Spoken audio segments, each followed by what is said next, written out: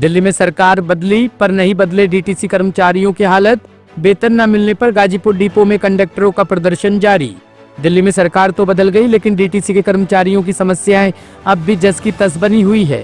राजधानी के पूर्वी दिल्ली स्थित गाजीपुर कलेक्टर बस डिपो में लगातार दूसरे दिन भी बस कंडक्टरों का विरोध प्रदर्शन जारी है। ये सभी इलेक्ट्रॉनिक बसों में कार्यरत कंडक्टर है जिन्हें बीते 3 महीनों से वेतन नहीं मिला है। उनका कहना है कि वे सरकार और ठेकेदार दोनों से बार बार संपर्क कर चुके हैं लेकिन हर बार सिर्फ आश्वासन ही मिलता है, वेतन नहीं।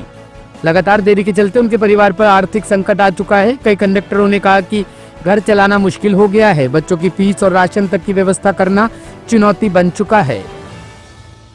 मैम जैसे 3 महीने सैलरी नहीं है तो घर चलाने में कितनी दिक्कत है? बहुत प्रॉब्लम हो रही है सर, हर चीज के लिए प्रॉब्लम हो रही है। तो सैलरी नहीं है, कुछ नहीं है, तो किराया भाड़ा रेंट पे रहते हैं, बच्चे हैं, ट्यूशन फीस, स्कूल फीस वगैरह है, तो कहाँ से देंगे हम जब सैलरी नहीं होगी तो।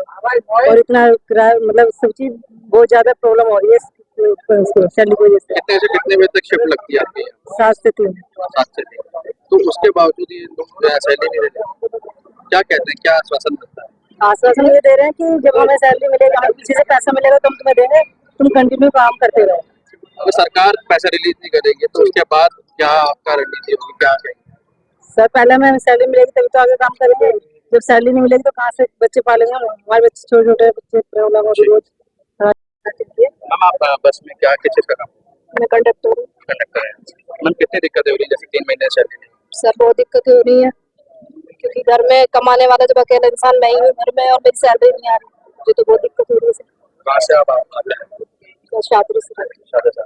तो किस तरीके की व्यवहार यहाँ पर आपसे साथ किया जा रहा है, किस तरीके से आप देख रहे हैं? सर हमारी कोई सुनवाई नहीं हो रही, आके चले जाते हैं, खड़े रहते हैं, बस सीधा सीधा ये जवाब मिलता है हमारे पास पैसे नहीं, हम तुम्हारी सैलरी दे नहीं सकते। भाई हम इतना काम करें 2.5 महीने से, हमें भी तो दिक्कतें हो रही है लेकिन कोई सुनने को तैयार नहीं है ना। फिर जवाब है इनके पास में कि भाई हाँ चलो ठीक है सैलरी इतने टाइम आ जाएगी, इतने टाइम, मेरे को कोई मतलब जवाब नहीं है इनकी तरफ से। ठेकेदार क्या कह रहा है?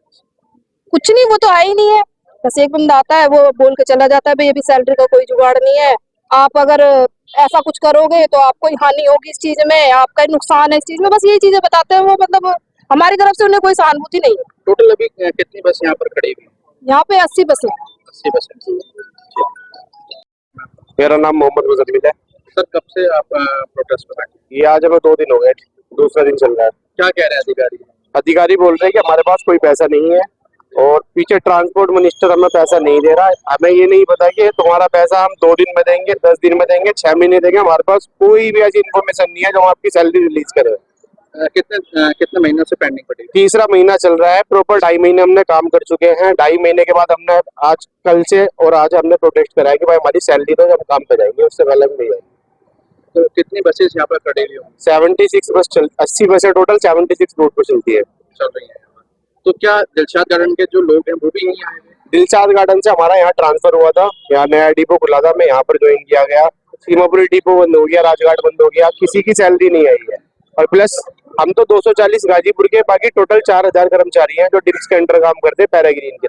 अब 533 बस भी क्लस्टर की जो है वो भी बंद हो गई है, तो क्या उनके भी जो वहाँ पर ड्राइवर और जो कंडक्टर है वो भी बेरोजगार हो गए? बेरोजगार हो गए। 533 बस पे जितना स्टाफ था सब बेरोजगार है, प्लस हमारी सैलरी 2.5 महीने से नहीं आई है, वो अलग है। जैसे आप कॉन्टेक्ट पे हैं तो जो आपके जो मालिक है वो क्या कहते हैं? सीधा सीधा उन्होंने कह दिया हमारा पैसा ट्रांसपोर्ट मिनिस्टर नहीं दे रहे हैं, हमारे पास कोई पैसा नहीं है और जब तक हमारे पास पैसा नहीं आएगा हम कोई पैसा रिलीज नहीं करेंगे तुम्हारा। आप 2 दिन बैठो, 10 दिन बैठो, 6 महीने बैठो, कोई पैसा नहीं है हमारे पास तुम्हारा। आगे की क्या रणनीति होगी? आगे की रणनीति हमारी यही है, हम आगे ट्रांसपोर्ट मिनिस्टर साहब के पास जाएंगे, एसडी साहब के पास जाएंगे, आगे हम सीएम मैम के पास में जाएंगे, हम तो अपनी अर्जी देंगे हर जगह।